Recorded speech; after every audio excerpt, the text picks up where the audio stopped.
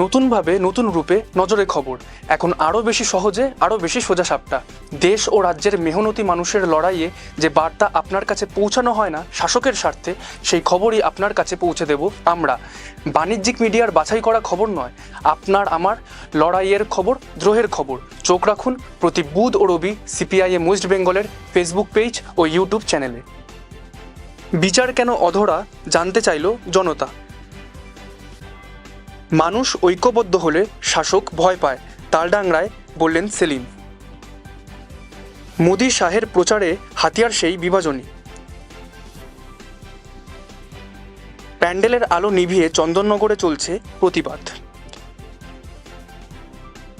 আলিগড় নিয়ে সিদ্ধান্ত পৌঁছাতে পারল না সুপ্রিম কোর্ট। ট্রাম্পের জয়, গভীর সংশয় জলবায়ু সমঝোতা ঘিরে।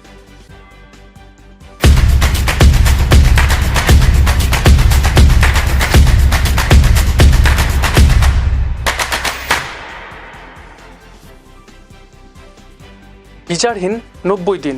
গত 9 আগস্ট আরজিকর হাসপাতালে কর্মরত থাকাকালীন চিকিৎসক ছাত্রীর নৃশংসভাবে ধর্ষণ খুনের ঘটনার পর 90 দিন হয়ে যাওয়ার পরও ন্যায় বিচারের প্রত্যাশায় রয়েছেন শুধু তার বাবা মা নয়, গোটা রাজ্যের মানুষ।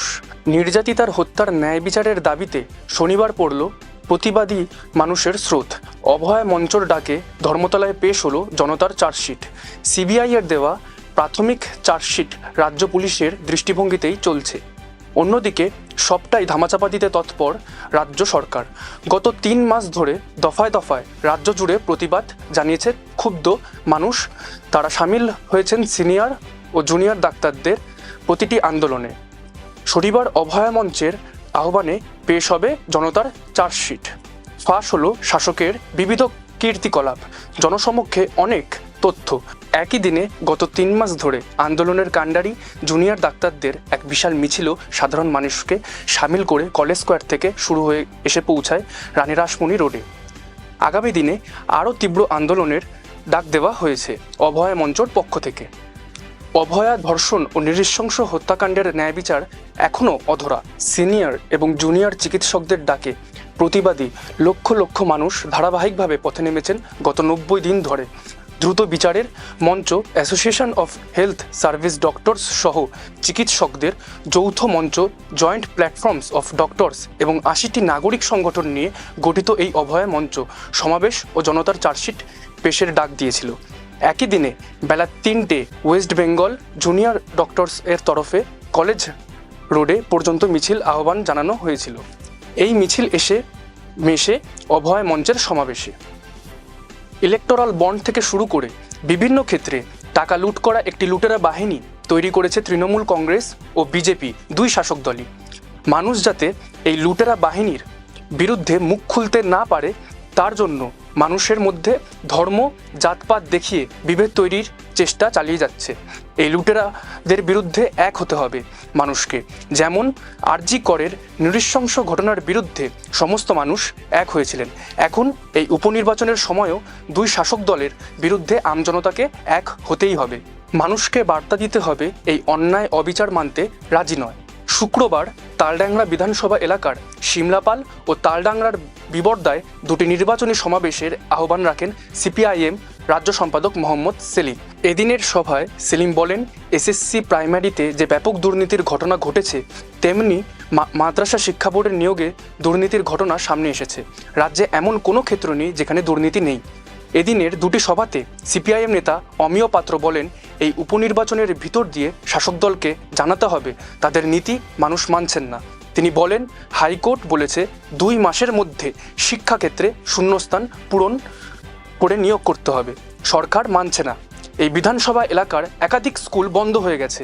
এই নির্বাচনে মানুষ তার জবাব দেবেন। সভায় বক্তব্য রাখেন পার্টি নেত্রী দেবলীনা হেমব্রম, জেলা সম্পাদক অজিত পত্তি, আইএসএফ নেতা জুলকার খাঁ, তালডাংরা কেন্দ্রের বামফ্রন্ট মনোনীত সিপিআইএম প্রার্থী দেবকান্তি মহান্তি। শিমলাপালে সভা পরিচালনা করেন বিপ্লব দাস মহন্ত ও বিবর্দায় হারাধন ঘোষ। বিধানসভা নির্বাচনকে ঘিরে মহারাষ্ট্র ও ঝাড়খণ্ডে তীব্র বিদ্বেষমূলক প্রচার চালিয়েছে বিজেপি। আর এই সাম্প্রদায়িক বিষ ছড়ানোয় নেতৃত্ব দিচ্ছেন প্রধানমন্ত্রী এবং কেন্দ্রীয় স্বরাষ্ট্রমন্ত্রী। স্বাভাবিকভাবেই এই সুর ধরেই বিরোধীদের গায়ে হিন্দু বিরোধী তকমা সেটে প্রচার চালাচ্ছেন হিমন্ত বিশ্ব শর্মা সহ বিজেপির বড় মাঝারি ছোট মাপের নেতারা। তবে এসব প্রচারে না দমে রাহুল গান্ধী আবার বলেছেন দেশকে ধর্মের নামে ভাঙতে চাইছে বিজেপি। শুক্রবার আবার প্রধানমন্ত্রী নরেন্দ্র মোদী এবং কেন্দ্রীয় স্বরাষ্ট্রমন্ত্রী অমিত শাহ দুজনেই মহারাষ্ট্রের দুই প্রান্তে প্রবল উস্কানিমূলক বক্তৃতার আক্রমণ করলেন বিরোধীদের। রাহুল গান্ধীর জাত গণনার দাবি যে তাদের বেশ অস্বস্তিতে ফেলে দিয়েছে তা এদিন বিজেপির ওই দুই শীর্ষ নেতার ভাষণেই স্পষ্ট হয়। লোকসভার বিরোধী দলনেতার সংরক্ষণের 50% ঊর্ধ্বসীমা ভেঙে নেওয়ার স্লোগানের পাল্টা দিতে গিয়ে মোদী এদিন দাবি করেন হিন্দুদের মধ্যে বিভাজন তৈরির লক্ষ্যেই ওই চাল চালিয়ে যাচ্ছে কংগ্রেস। বিভাজনের রাজনীতিতে ওস্তাদ মোদীর মুখেই পাল্টা স্লোগান এক হ্যায় তো সেফ হ্যায়। আবার ঠিক মোদীর মতোই এদিন ঝাড়খণ্ডে বিরোধীরা হিন্দুদের ভাগ করতে চাইছে আওয়াজ তোলেন হিমন্ত বিশ্ব শর্মা।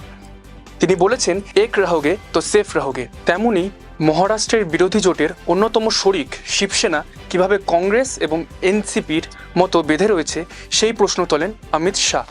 মহারাষ্ট্রের লোকসভা ভোটের ফলাফলে মোদী শাহরা যে প্রবল চাপে রয়েছেন তা স্পষ্ট হয়ে যাচ্ছে তাদের বিদ্বেষমূলক প্রচারেই।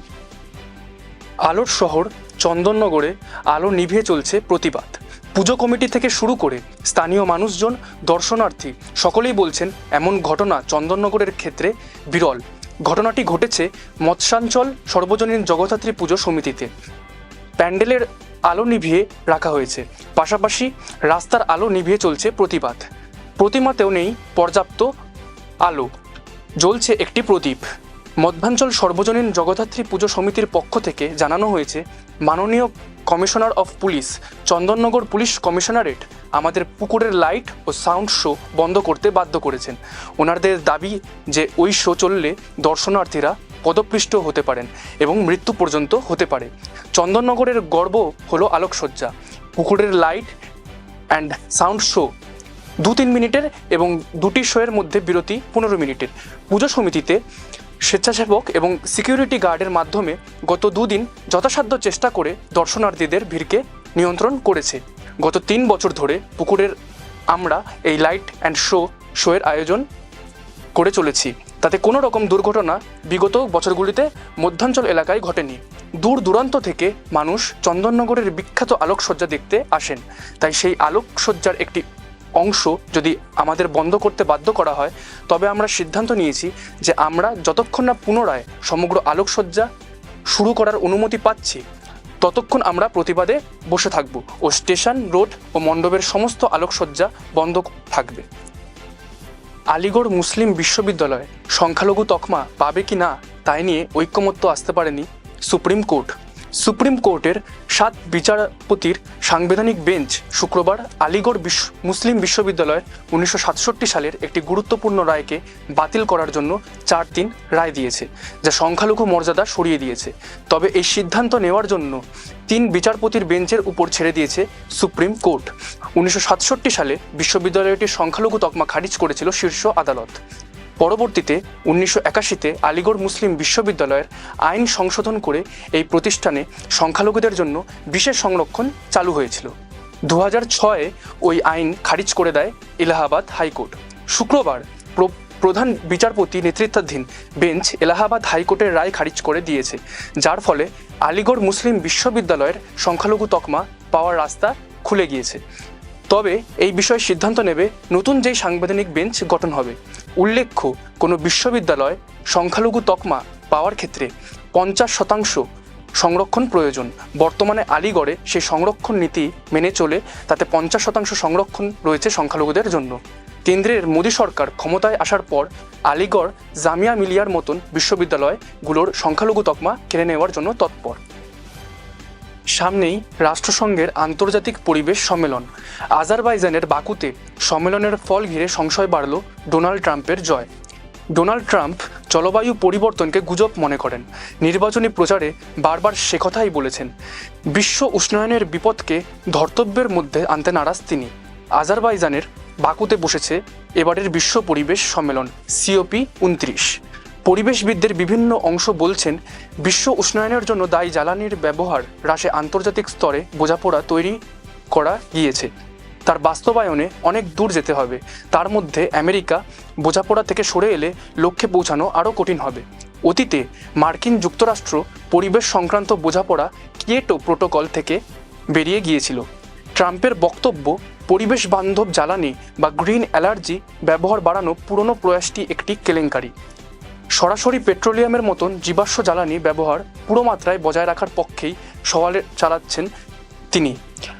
আগের দফায় আমেরিকার রাষ্ট্রপতি পদে আসীন থেকে ট্রাম্প ঘোষণা করেছিলেন যে প্যারিস জলবায়ু সমঝোতা থেকে বেরিয়ে আসবে আমেরিকা। প্যারিস সমঝোতাতেই ঠিক হয়েছিল প্রাক শিল্পায়ন সময়ের তুলনায় বিশ্বের তাপমাত্রা 1.5 ডিগ্রি সেন্টিগ্রেডের মধ্যে বেঁধে রাখা যাবে। সমঝোতার বিধি অনুযায়ী আমেরিকা 2020 নভেম্বর পর্যন্ত থাকতে বাধ্য ছিল। তার আগেই রাষ্ট্রপতি নির্বাচনে হেরে গিয়েছিলেন ট্রাম্প। সঙ্গে থাকুন, হক আদায়ের লড়াইয়ে থাকুন, দেখতে থাকুন নজরে খবর। খবর মানে গল্প নয়।